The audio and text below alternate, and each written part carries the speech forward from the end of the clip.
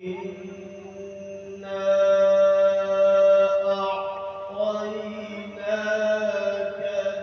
الكوثر.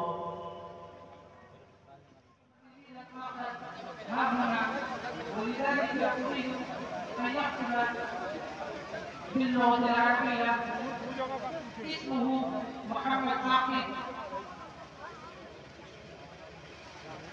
فليتفضل مشكورا. السلام عليكم ورحمة الله وبركاته. الحمد لله رب العالمين، والصلاة والسلام على سيد المرسلين محمد وآله وصحبه أجمعين.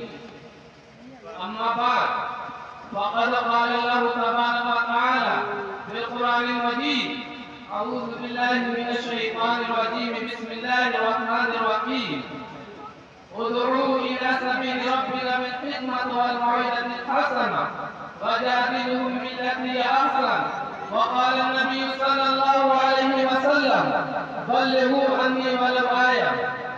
رئيس الحملة الوطني وإخواني في الدين، إني أريد أن أبين أمامكم خطبة مختصرة، وموضوعي في هذه الحفلة المباركة أوصاف الداعية ومنهج الدعوة.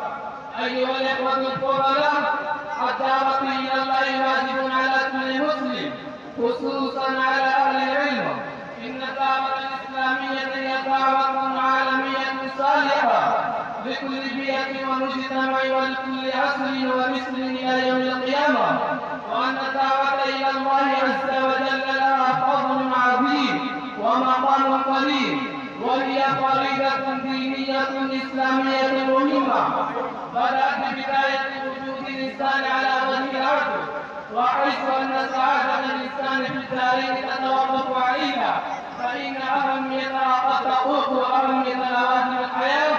والأنبياء والرسل عليهم الصلاة والسلام قد بعثوا لأداء هذا الواجب، ويتحقق فضلهم على غيرهم للقيام بهذه المسؤولية، كما أن الأمة المسلمة تفضل غيرها من الأمم للقيام بهذا الواجب.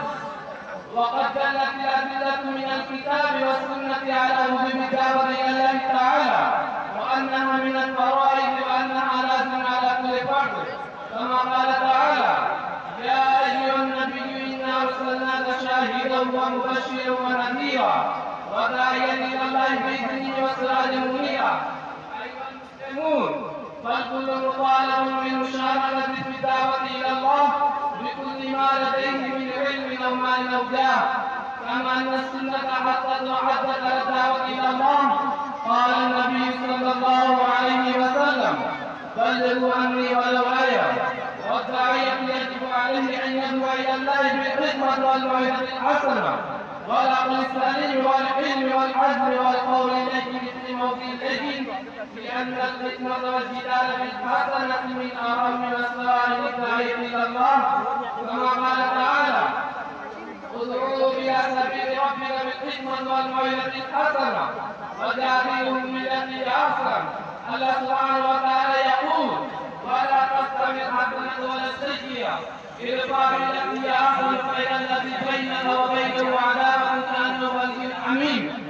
والرسول صلى الله عليه وسلم أوجب الدعوة إلى الله على كل فرد من المسلمين.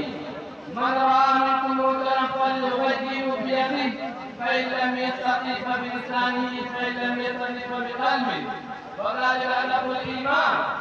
أيها الشباب المسلم، فكونوا الدعوة إلى الله على بصيرة وعلم تام حتى قوله تعالى: قل هذه سبيلي أدعو إلى الله على بصيرة أنا ومن اتبعني وسبحان الله وما أنا من المشركين.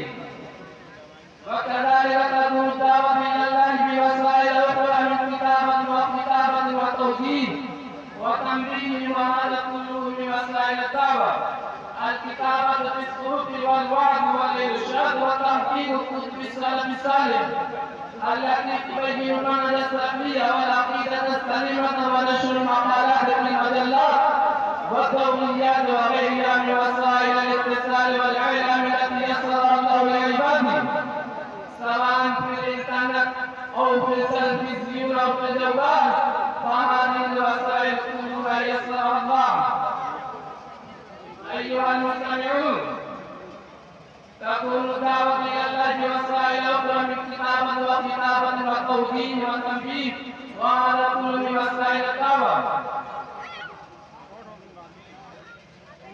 الكتابة في الصحف والوعظ والإرشاد والتحقيق كتب السلف الصالح التي تبين المنهج السلفي والعقيدة السليمة ونشر مقالات في المجلات والتوجيهات وغيرها من وسائل الاتصال والإعلام التي يسر الله لعباده. وكذلك تكون دعوة إلى الله بوسائل أخرى من كتابة وتوجيه وتنفيذ وهذا كل من وسائل الدعوة. وحينما درس المسلمون والمسلمات فائدة الدعوة والإرشاد ترك الله سبحانه وتعالى حلول دعوات المسلمين والمسلمات لا يتوجه الله سبحانه وتعالى إلى دعاء المسلمين والمسلمات إذا اضطر المجتمع والبشر إلى دعوة الله كما قال النبي صلى الله عليه وسلم والذي نفسي بيده لتأمرون بالمعروف ولتنهون عن المنكر أو ليشركن الله أن يبعث عليهم يقرب منه ثم تدعونه فلا يستجاب لكم. ولذا يجب على الداعية أن يتحلى بأخلاق الفاضلة كلها والصفات الصالحة والموعظة الحسنة والحكمة والصبر والإخلاص والصبر والرأفة والرحمة والاعتدال والدين والزهد والتقوى. قيلا سبحانه